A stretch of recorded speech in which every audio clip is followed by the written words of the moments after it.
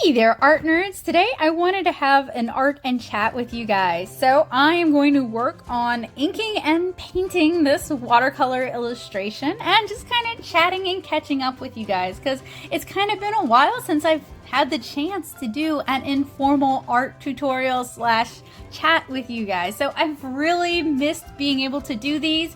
I'm really looking forward to hanging out with you guys today. Hopefully y'all are looking forward to hanging out with me.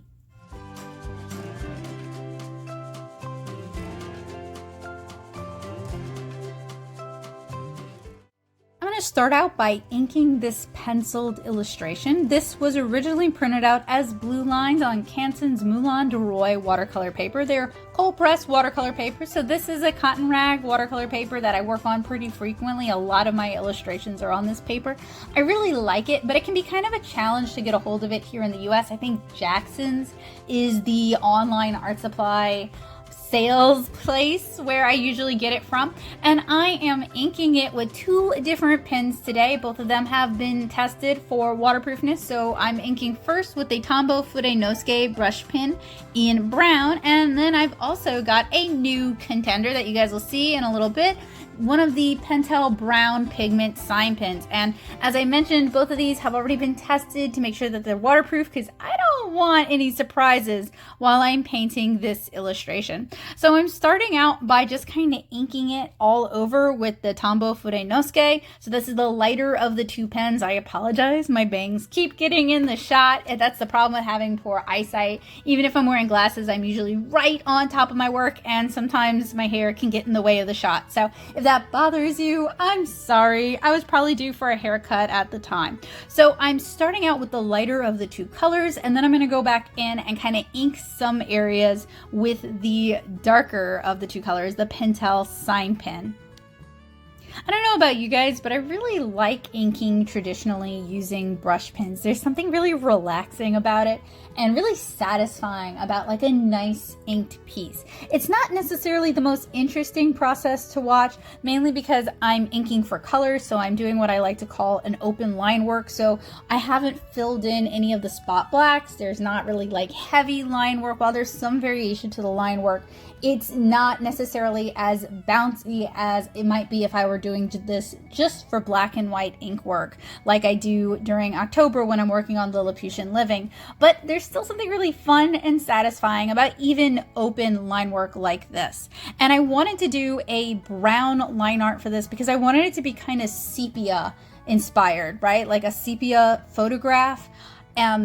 So I just wanted like something lighter than like a black and white line art because that does add a lot of contrast to a watercolor illustration. And I thought the brown would have a softer, more fairy tale feel, which is what I'm going for this illustration here. And I thought Kara would be perfect for this. So I commission a lot of art of Kara when I'm at conventions and stuff. And I have two rules. The first rule is please don't draw her with mushrooms because people would draw her with mushrooms and that was it until I made that rule. Like I have so many illustrations of Kara sitting on mushrooms and eating mushrooms and laying under mushrooms, and they're all very cute. But part of the fun of having a Lilliputian OC, a teeny tiny 7-inch tall OC, is the variety of cute circumstances they can be drawn in. So by eliminating mushrooms from what people could draw her with, it meant I got to see more of their creativity and I got to see Kara in more fun and cute situations. One of the other things I banned was like an over-reliance on buttons because so many people would just draw her holding a button for scale and not do much else. So by eliminating those two things, I've gotten some really, really cute commissions out of it. And sometimes people need rules. Like myself, I really like making art when there's guidelines or rules that I have to keep in mind as I'm working. There's something about having limitations that really inspires my creativity. So while I have ticked off a couple of people that I was commissioning by saying no mushrooms, I think it's because that's what they were gonna do and I just took that away from them. I've also really inspired people to draw some really, really cool art. And if you want to see some of it, I have a guest art gallery in the back of volume 2 of 7-inch Kara that has some of the commissions that I've purchased over the years. I always get their permission. I always let them know that, you know, this is being commissioned to be run in the back of the book. and people are usually cool with it. And if they're not cool with it, then I don't run their piece. But I do always, credit the artist and try to link their work when I can find. Not everybody includes a business card with their commission, so sometimes it's harder for me to find people's contact information, but I try to treat other artists the way I like to be treated. And it's just been a really cool project over the years, commissioning these different artists and getting to see Cara drawn in a variety of art styles by a variety of artists. So now that I've inked the base illustration with our lighter of the two colors, I'm going back over it with the Pentel brush pen. And this is one of their pigment brush pens. I'm going to have everything linked down in the description below. So if you are inspired and you're interested in one of the supplies that I'm using, fear not, I've got a materials list for you guys listed out, all nice and convenient. And the plus side to that is their Amazon affiliate links. So if you want to support what I'm doing and you don't want to spend extra money, that is a great way to do so. I've noticed that there's some squeaks in the background, so I just want to go ahead and let you guys know that I am narrating this while hanging out with my pet rat Basil in his free roam space. For those of you who are not familiar with Basil, Basil was and is the orphaned baby rat that I found in a gutter way back in February. He's been doing very well, and he has a vet appointment coming up next week. I think the only problem is he seems a little bit on the small side, but I think his mom might have booted him out of the nest because he was the runt of the litter. So he's been living it up with me, and I've noticed that he seems to really like it when I'm doing voice narration. He really wants to play, and he gets really active, and he gets very happy. So I will often sit with him in his free range space and play with him, and also do some voice narration. So if you hear any squeaks or bell noises or weird rustling sounds, that's just Basil living his best life. Speaking of narration, since my mom has been coming over to paint the house like every weekday night, it's gotten really difficult for me to find time to actually do voice work and do narration. It's just a challenge to kind of work around that. So it is a pleasure to get to hang out with you guys when I can, and I'm sorry it hasn't been more often. That's why I haven't been doing live streams, and I haven't been doing as much backer only or early access content. It's so much harder working around that I just haven't been putting out as much work as I normally would. But it's cool to hang out with you guys. So once my illustration was inked and the ink cured, and I scanned the inks and I shared them on Patreon, and I need to remember to actually share that on Patreon so my patrons have access to the line art if they'd like to color along with me. I'm going to go ahead and stretch this illustration since it's just on a sheet of unsupported Canson Moulin and I don't want it buckling all over the place. And my stretching process hasn't really changed a whole lot. I'm going to use some blue painter's tape, some binder clips, and some coroplast or political sign board to secure my watercolor illustration while I layer loads of paint on it. So inspired by another artist that I saw on TikTok, Coconut Cow, I toned the illustration and I also added in some like weathering or aging effects. And while it looks so good on their art, it does not work so well here. But you know what? I tried something different and I learned something, and it didn't work for me, and that's okay. It doesn't have to work for you every single time. So this illustration is going to have a lot of warm, rich gold colors, reds, greens, indigos.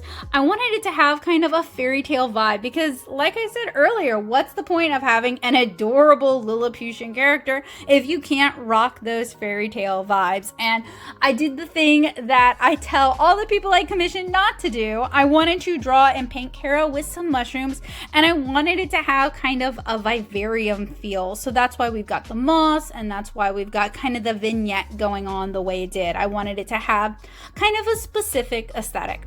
And I can't tell you guys all the paints that I'm using for this because I'm using my Daily Driver watercolor palette, and it's just kind of an amalgamation of several different professional grid brands that I find to be really helpful when painting illustrations and 7-inch Cara pages.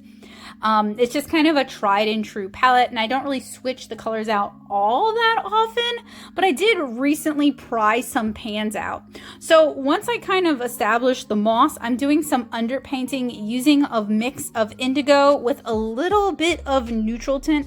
I find that these kind of Grisaille underpaintings help set the tone of the illustration, and they also help establish the shadows early on. So I'm still thinking about the shadows as I'm painting it. It's not like I can just like not think about the shadows, but I don't have to worry about or focus on them as much as if I hadn't done the Grisaille.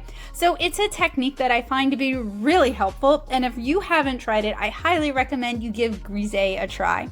And I love painting botanical and natural themes. So painting mushrooms is a lot of fun for me. I don't do it as much as, I do it a fair amount, but I would probably do it a lot more if I thought about it more. Does that make sense? Like, I'm watching myself paint mushrooms and I'm like, gosh, I love painting mushrooms. Gosh, I love drawing mushrooms. I don't do it nearly enough, but I draw and paint mushrooms like all the time. So I don't know. I also like eating mushrooms.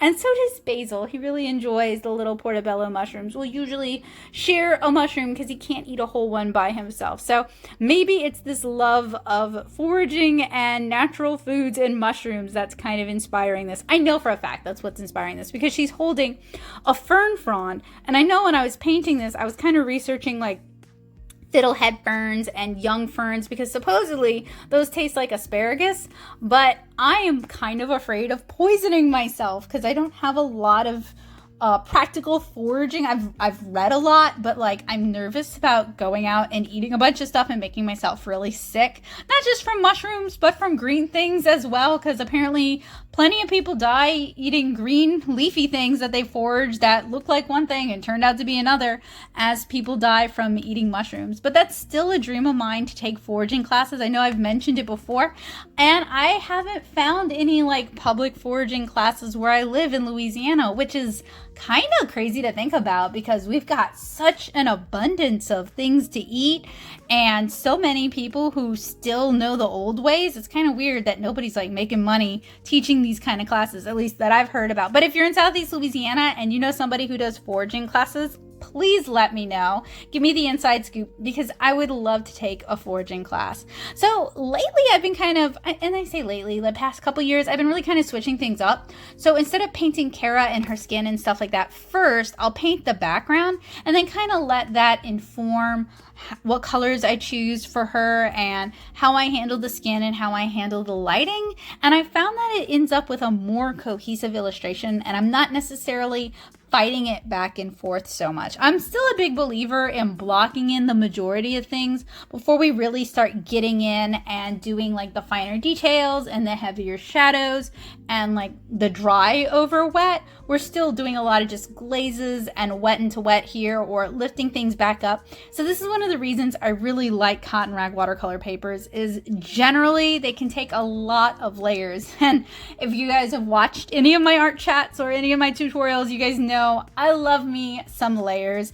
I might love my layers a little too much, whether it's with my digital art or with my traditional art. I tend to do a lot of layers, and fortunately cotton rag papers generally have my back. Not all of them are super about it, but the Moulin is a good one for that. It's kind of a mild-mannered paper in that it doesn't have like a really assertive texture. It doesn't have a lot of external sizing, but it can kind of just do what you want it to do when you want it to do it. The problem is it can be kind of price prohibitive here in the US. So I know in the past couple years, Daniel Smith as a watercolor company has come under a lot of scrutiny for not being entirely honest about their Primatech colors and some of the dyes that are also used in their Primatech colors. But I gotta tell you guys, their undersea green is one of my favorite colors. It is very much a convenience color. It splits into like a sappish green, a green gold. There's a little bit of Indian yellow in there, and there's also like some indigo blue. I think it is beautiful, probably because it reminds me of looking out at the swamp. Those are all colors you see in the swamp. And as a girl from Louisiana, I do love the swamp, but it is such a beautiful color. And it's one you guys will see me use, not just for foliage, but all kinds of things. Like it's in Cara sweater, it's in the moss, but you guys will see me use it again and again because to me, it's a really versatile color. So I wanted this to kind of have like a folk art feeling, a fairy tale folk art feeling without being super specific to any one thing, which is probably the problem. It's a little too Morinky and not enough original source inspiration, because to me, as I'm looking at it, her outfit's cute, but it's starting to feel, to me, a little bit disjointed. And if I had worked more from an original source of inspiration, that probably would have made for a more cohesive illustration. Cara is a Lilliputian, 7-inch Cara. The story is set in Southeast Louisiana, and her family's just kind of like generic Caucasian Creole because they're Lilliputians. And I haven't actually had much of a chance. I've done a lot of world building, and I've thought about Lilliputian culture and different Lilliputian cultures a lot, but it's weird that I've never specifically thought about Cara and her family's makeup. I kind of just work under the conceit that a lot of Lilliputians came over to the Americas on the same ships that brought many people over. So I guess Cara's background would be pretty similar to my own, where there's like just a hodgepodge of a million things.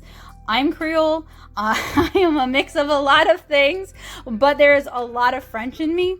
So I guess that would be Cara's background, but I've never really had a chance to really explore like how Creole would be reflected in Lilliputian culture. So that might be an interesting topic to explore for this year's Lilliputian Living, something worth researching and drawing and taking notes about.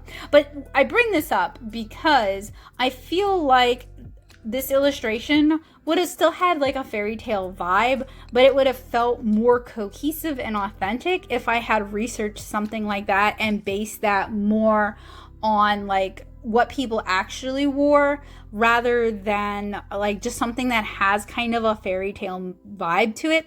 And to be fair, 7-inch Cara does take place in modern times. So Cara wearing Mori Key is not an unreasonable expectation. She could wear almost whatever, and it wouldn't necessarily be an unreasonable expectation. But for this illustration, I think I probably should have referenced and riffed on what people wore, especially women and girls wore in Southeast Louisiana during, I guess, like I almost said turn of the century, but turn of last century, because while this is a modern setting, I do like pulling inspiration from more historical sources for Cara and her family's clothing, just because I think those are interesting and I'm interested in how people lived in that time period. That's something that's really influenced and inspired my work. So I made this painting seem like it took no time at all, but it was time-lapsed multiple times. It took several days to paint this illustration. And I'm just kind of going in with some of my favorite watercolor pencils to just kind of adjust the details, to lighten some areas, to kind of adjust the contrast just a bit. I'm not a big watercolor person for their own sake. Not watercolor person. Watercolor pencil person for their own sake. I don't really care for them as a medium on their own, but I do really like them as a medium to adjust my watercolor comics or my watercolor illustrations and kind of finesse them into something that I enjoy a little bit more. And look at me using the side of the pencil so that we get kind of that dry brush, that kind of corrugated effect. So it's not just like straight up colored in, but we're getting more of the undercolor. I can't believe it took me so long to do that. But, you know, better late than never. So one thing I have been doing when I can, while my family is over having dinner and helping to paint the house, is I have been working on more just straight up watercolor illustrations that can be narrated in post. So I have a bunch of illustrations that I've been kind of working on that I need to go ahead and get edited and get out to you guys, and hopefully y'all will enjoy them. If you enjoy these kind of art hangouts, and enjoy watching me work and just hanging out and chatting with me, let me know down in the comments below. This kind of video is one of my least popular types of videos, so while I enjoy making them and I enjoy painting and I enjoy sharing them with you, sometimes it's hard to tell if people even like them. So if you do like them, please do let me know. So I'm re-inking it a little bit. I'm actually using a black ink this time. I'm using a Sakura Pigma FB, and that's because I felt like my contrast just got totally blown out. So I'm re-inking to kind of reestablish some of that contrast and clean up some of the line art that was obscured a bit with more opaque watercolors. I'm also going to use the darker of the browns, the Pentel sign pen, to re-ink in some areas as well.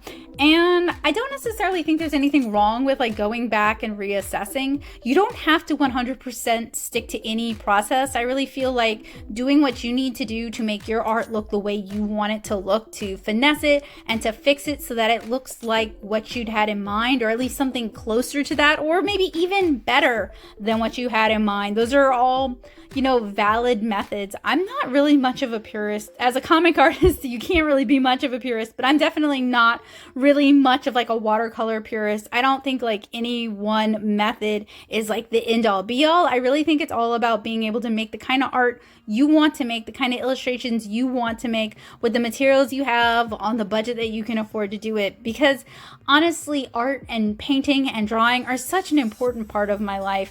They're such an important part of how I communicate with the world and how I put my best thoughts and my best wishes out into the world, and how I try to interact with other people and make their lives a little happier or a little bit better. That I really want to make art more accessible to more people. I really want to encourage more people to give it a shot, to try watercolor, to try drawing, to try making comics. And even if it's not great right out of the gate, to know that the more you do it and the more you play with the materials and the more familiar you get with what you're doing, the better it's going to get. And of course, speaking of the better it's going to get, a little extra splatter just always makes it so much better, right? No, but I can't stop myself from doing this. So I guess that's where we're at. I don't know why I thought that would make it better, but I felt compelled to do it. And while I do love those kind of splatter techniques, especially when I'm doing like foliage or flowers, it kind of adds this like rambunctious organicness, this coloring outside the lines that I really like. It didn't really work super well for this particular illustration, but you know what? So at the time I painted this, I was really kind of unhappy with it. I was kind of disappointed with how it turned out. I was not happy with some of the decisions that I made, and I really wasn't happy with how it was received on social media because like nobody saw it. But looking at it again, watching myself paint it, I really like it. I think it's really cute, and I feel bad that I was so hard on myself to begin with. So one of the pieces of advice that I give really frequently is if you don't like something that you spent a lot of time working on, you know, put it aside for a week and come back to it with fresh eyes. And at the very least, then you can kind of give it a fair critique. You can more fairly assess your work and not just like tear yourself up. Because sometimes when we finish a piece, we go through kind of like a burnout phase or like a depression phase, like the letdown phase, because the piece is finished, there's some closure to it, it's over, we haven't yet started the next piece, and so often it really kind of fails to live up to the vision of what we thought it was going to be in our minds. And it can be really hard to accept that the piece is a good piece and we like it, it's just not, it didn't live up to our expectations 100%. And this piece was definitely one of those. But as I watch myself do multiple layers of splatter, I'm like, oh no, girl, that is not helping it, not at all. But that's okay. That's how you learn. You try things out, and sometimes you like it and sometimes you don't, but you learn from it. And one of the beautiful things about narrating this in post is that I can critique myself in post. So I have the benefit of hindsight, and I have the opportunity to learn from my mistakes all over again.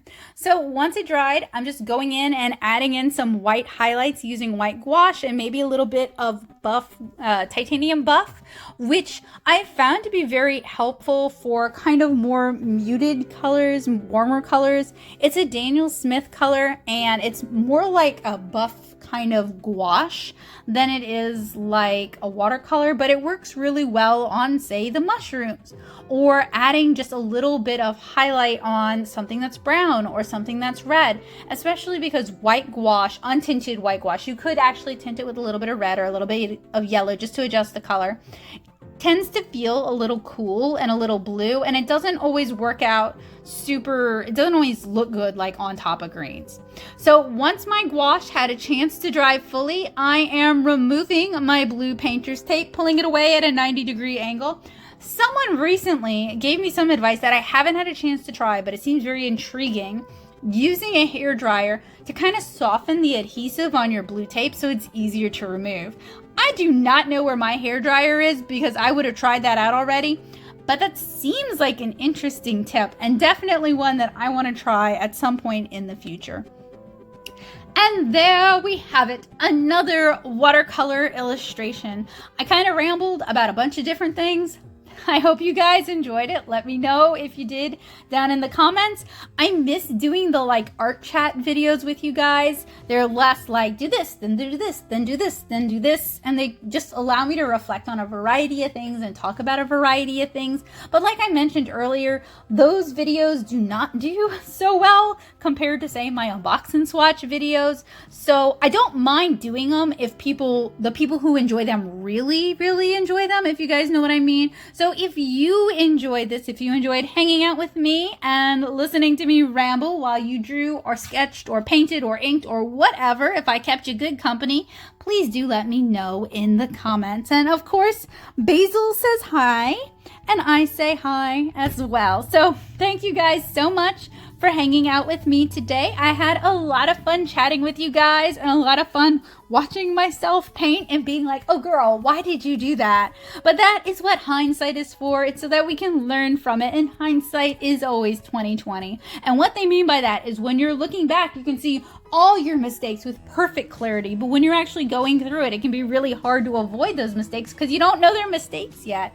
So this has been a good opportunity to paint with you guys and share some of my art with you guys and make a mess with you guys and also learn some valuable art lessons with you guys. So I hope you guys found this to be helpful, useful, and informative, and hopefully this was just part of my encouragement in helping you guys make art a habit, to make art something accessible and attainable and part of your everyday lives, because art should be for everybody. I hope you guys have a wonderful day. A reminder to my patrons that the line art is there for you guys, and a huge thank you to my patrons for all their help and support over the years. Tutorials and art chats like this one would not be possible without you guys. So thank you guys so much.